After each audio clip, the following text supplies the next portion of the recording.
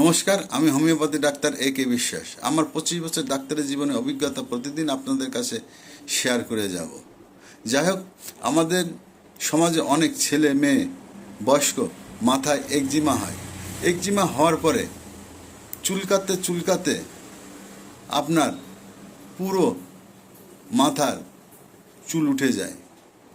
কোনো কোনো একজিমা ঠান্ডা হাওয়ায় খুব চুলকায়, এত চুলকায় যে যতই চুলকাও না ততই আরাম লাগে, যত চুলকাও তত আরাম লাগে। এক সময় রক্ত পর্যন্ত বের হয়ে যায় এবং মনে হয় যেন কেউ লঙ্কা বেটে দিয়েছে, হু হু করে জ্বালা আরম্ভ হয়। যদি এই রকম পরিস্থিতি আপনার মাথায় একজিমা হয়ে থাকে তাহলে আপনি এদিক ওদিক বহু ইঞ্জেকশন, ট্যাবলেট, ক্রিম লাগিয়েছেন, কিন্তু পার্মানেন্ট কোনো সলিউশন হয়নি। আমাদের হোমিওপ্যাথিতে পার্মানেন্ট ট্রিটমেন্টের জন্য এক মেডিসিন আছে। লাগানোর মেডিসিন আমাদের হোমিওপ্যাথিতে খুব কম, খাওয়ার মেডিসিনই বেশি। যদি রক্ত থেকে ঠিক হয় তবেই আপনার পার্মানেন্ট ঠিক হবে।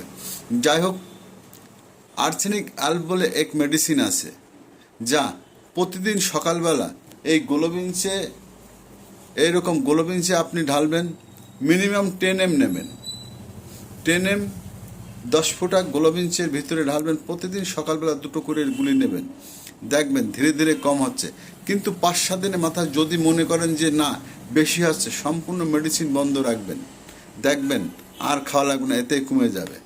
আর যাদের বেশি চুলকায় না, কিন্তু চুলকায়, কিন্তু জ্বালা করে না, ঠান্ডা হাওয়ায় বেশি হয় না এবং মাছের আঁশের মতন বড় বড় ওঠে, তারা কিন্তু আর্সেনিক অ্যাল্ব নেওয়ার কোনো প্রয়োজন নেই।